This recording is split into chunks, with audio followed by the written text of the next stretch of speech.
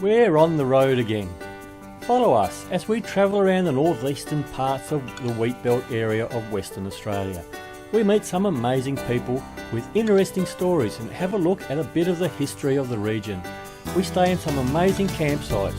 We go from freezing our backsides off to sweating the same backsides off in the heat, then get sent packing as a wild storm approaches. We stumble across a private collection of artefacts and go to some amazing museums.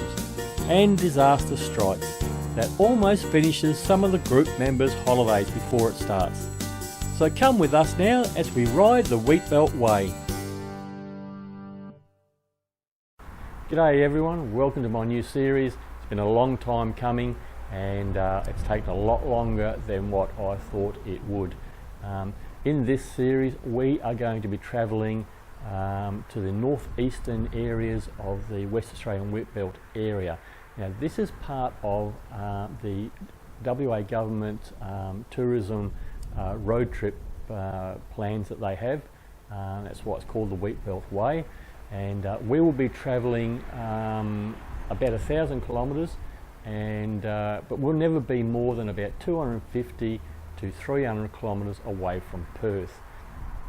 We're going to have everything, all sorts of types of weathers. We're going to start out freezing our backside off, we're going to sweat our backsides off, we're going to be chased out by a storm. Disaster hits one of the vehicles in our group, which almost puts an end to their trip. We've sort of had lots of everything, but we have seen and done some amazing things. We've met some amazing people, stayed in some great camps, and all that's going to come in this series. So let's not talk about it anymore, and let's have a look at our first video, which obviously we started in Perth. This one is going to be on Tujay and Goomalling. So let's get into it.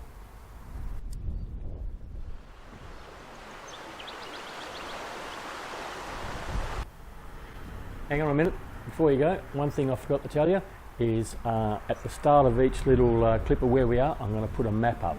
And that map will show you where we are within Western Australia. So hopefully it gives you an idea. If you're planning on wanting to do this sort of thing, give you an idea sort of where everything is. Now let's start it.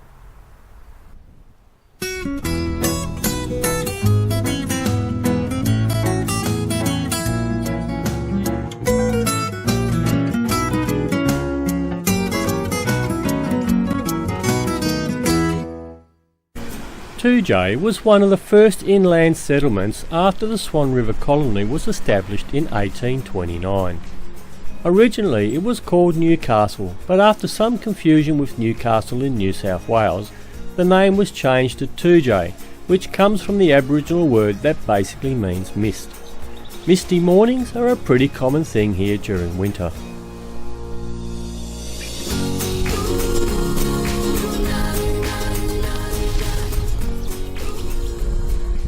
The original town was downstream a few kilometres, and they moved it up to here because down there it kept flooding all the time. Where have we heard that before? On the first weekend of August every year is the world's longest whitewater rafting event. It's an event for power boats and canoes. It starts in Northam just upstream from here and continues through here 155 kilometres in 2 days down to Perth. Depending on how much rain they've had that winter, sometimes it's more like the Avon River drag rather than a boat race.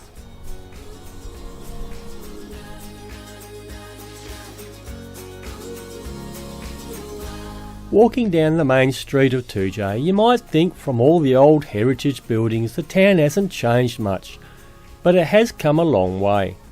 On the weekends, it's full of people from Perth, enjoying the cafes, hotels and restaurants.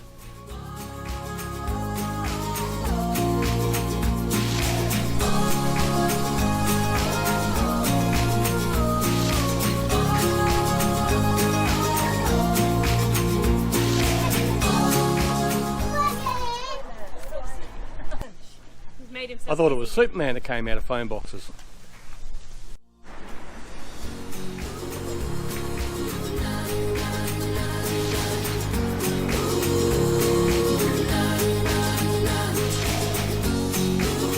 The town has the largest all year round Christmas shop, and an old-style hamburger joint with everything Coca-Cola. Let's check out Christmas first.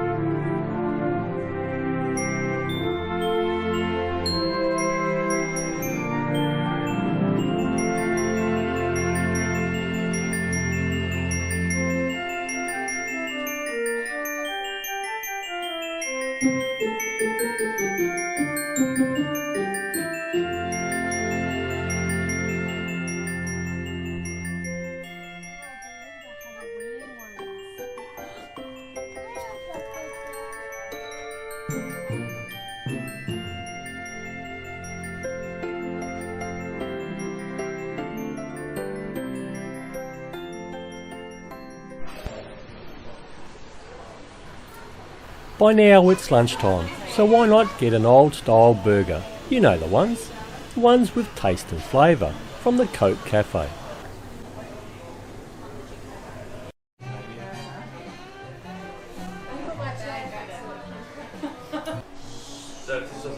I used to work at Coke during the 80s and 90s, and I still have some of these things at home. Who would have thought they would be a collector's item now?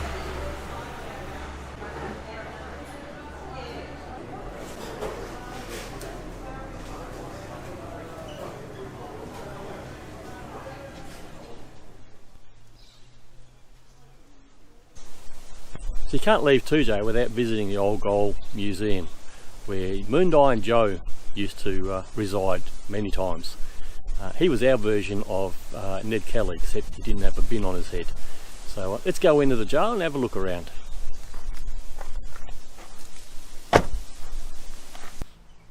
Built in 1865, the old Newcastle Gaol is one of only 5 convict-built gaols left in WA. The building has had a number of uses over the years, and you can find out more inside. As you enter, you have the warden's accommodation area on the left and the right, with artefacts from the era. On the other side is the exercise yard with the cells on the back.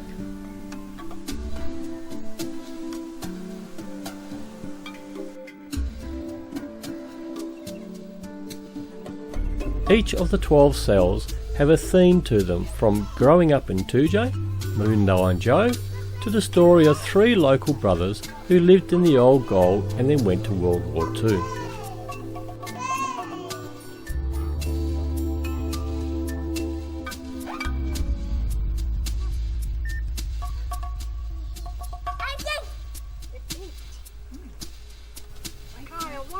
Life was hard in the early days of settlement, and life as a convict shipped out from England was no walk in the park. If you kept your nose clean and stayed out of trouble, you could actually do alright for yourself, even to the point where life out here was better than life in England.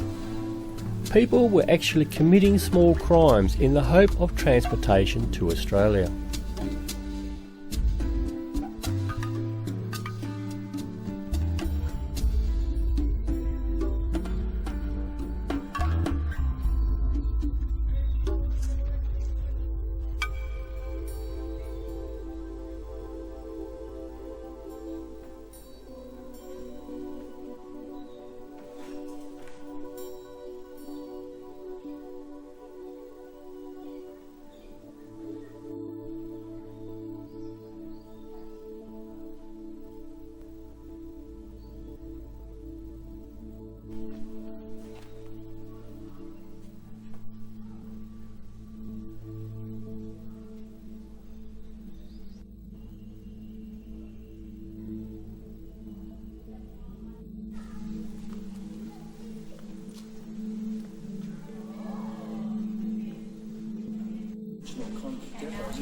Inside the big room you can see more displays of life gone by and even reenact a court case. Script supplied, but acting ability is not. Silence in the court. Get in here, you convict. Please tell the court your name. We need 3 people. Do we need a convict? Linda. We need 3 people! Come. Are you okay, guys? Now Melanie is the constable and the convict, and that doesn't make sense. Okay. Alright, well now we need to start again, and you've got to push yourself in there. But what? You've got to push yourself into the box. So you've got Get to step out. and we'll start again. I can't do that. Are you ready? And action. Silence in the court. Get in, you convict. Please tell the court your name. My name is Dennis. Very well, Dennis. On this day, Mum's birthday, the 8th of December, year of our Lord, 1865, you have been charged with the attempted escape from your work party, don't blame you, and unlawful possession of a firearm. Constable, please proceed with your account of the incident. Yes, Your Honour. These horrible convicts you see before you arrived at the convict depot today. And as I know that they would be troublemakers, I took the liberty of showing these rapscallions our newly built Newcastle jail. Now, it's called a goal, same thing. As I had finished providing the convicts with their work uniforms, I noticed this convict here was... Stand there so the camera can find you.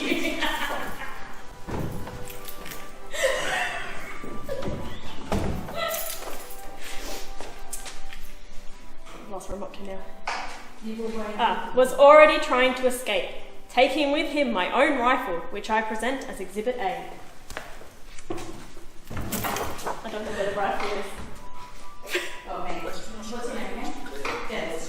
Dennis. Convict Dennis. Is this the rifle you took? Never seen it before in my life. No, there is a lie. The convict system was based in... Yes, but that is a lie. I was asked. Silence! Continue. Wait.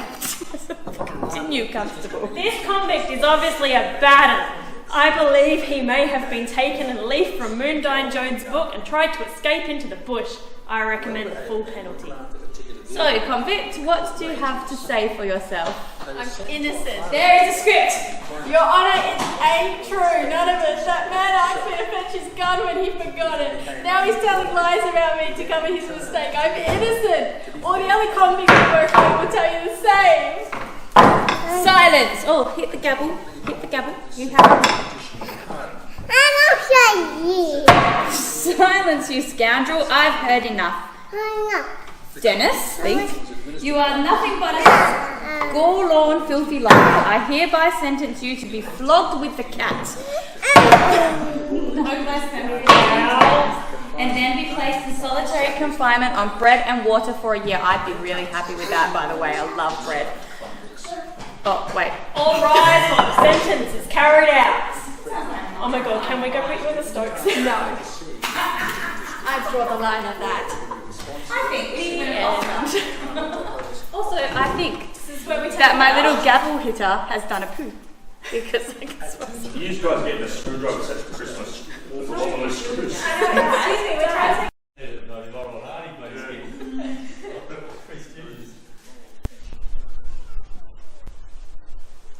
Across the road from the old goal is the police stables.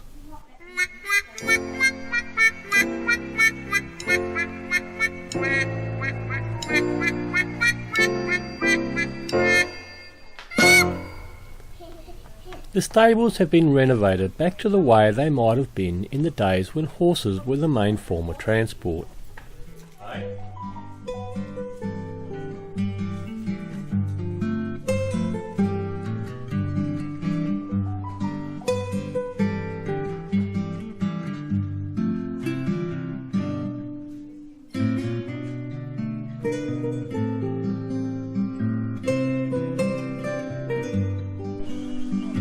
And next to the stables is an old shearing shed that looks like it might be used occasionally for some sort of shearing demonstration.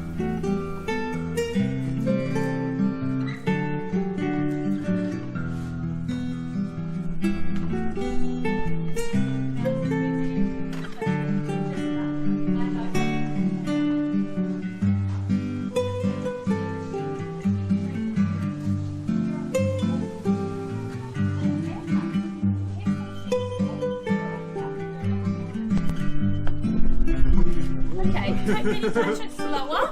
Touch it slowly. Go touch it again.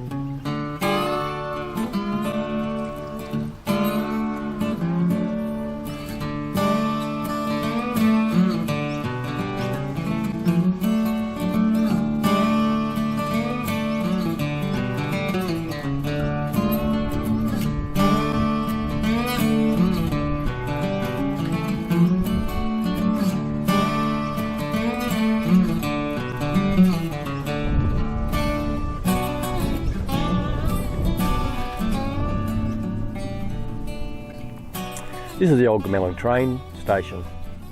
Been a long time since any passengers have been along this line. But like a lot of towns around WA, the town wasn't the first thing to be here. The railway line actually came first. 1902 they extended the line from Northam to here, and a couple of years later then the town was declared, and they opened up about 30 blocks of land for sale, and they sort of figured they'd sell about 10 to 20 pounds per block. And the most expensive one came in at £197, which in today's money is something like about $3,000 odd for the 20 pounds. And the most expensive one was £132,000. Now I suppose today that's not $132,000 for the not 197 pounds. That's confusing.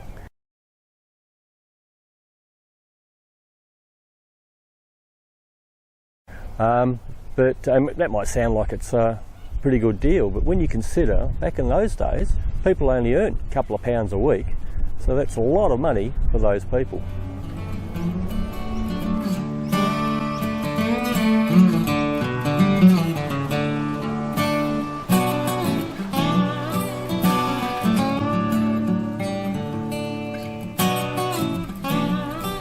Today it's a pretty lively town.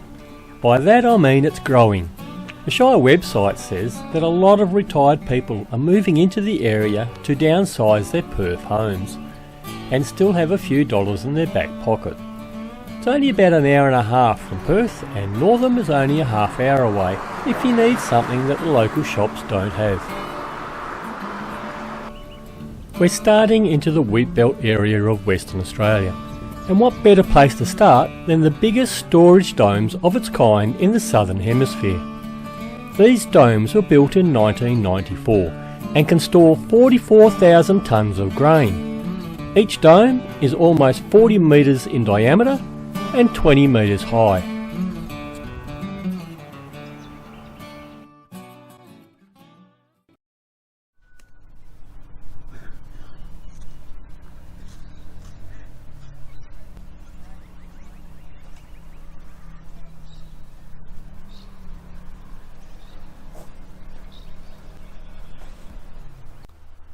Morning folks, well this is the start of day 2.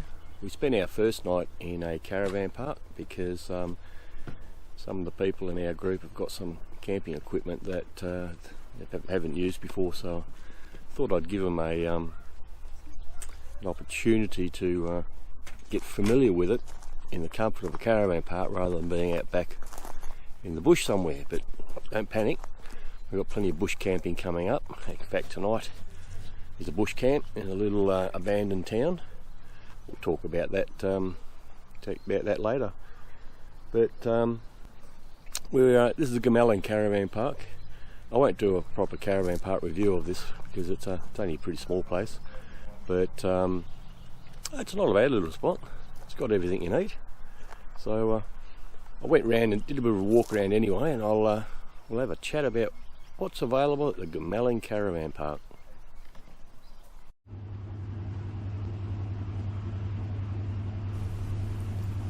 At the time of our visit, the cost of a powered site was about $25, which is pretty good when you compare it to the price of a park in the popular tourist hotspots. This is one of the big benefits of travelling away from the coast. There is room up the front for about 20 vans on the grassed area, but there is also some sites that are on the gravel sections of the park.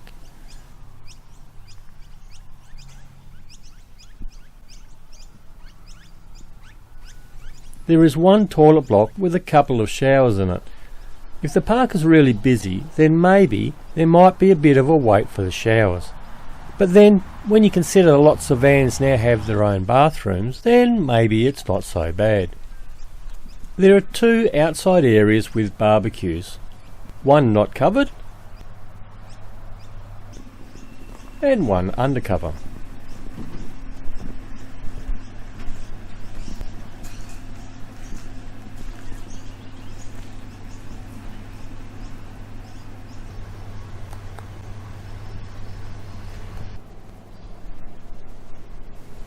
There is a nice big camper's kitchen with everything you're going to need.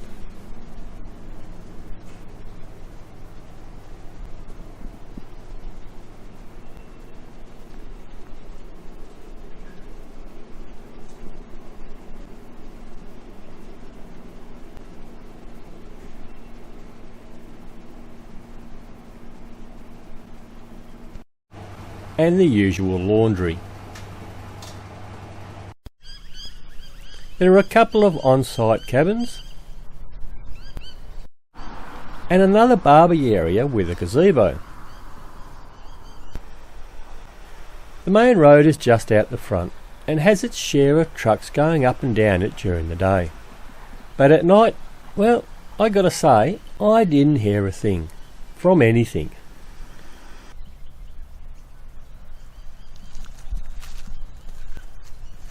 And, well, watch out for those emus roaming around.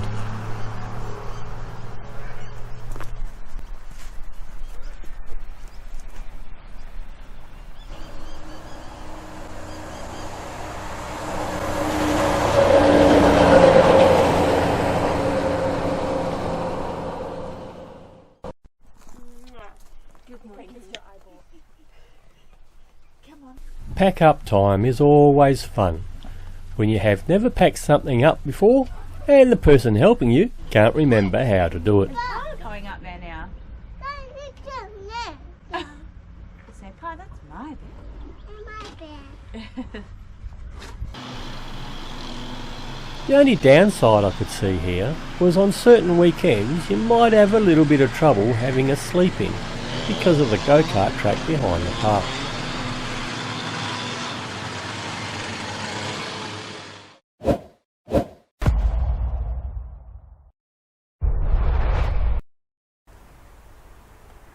Well, there you go, that's the first video done. If you've made it this far, then thanks very much.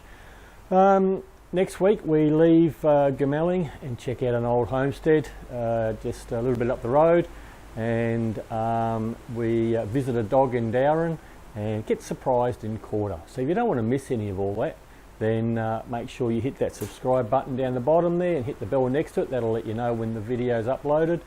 And this video, give it a thumbs up if you liked it, because that helps the algorithm from YouTube to show my videos to more viewers on YouTube, and then helps the channel out. So that's it. So till next time, happy travels.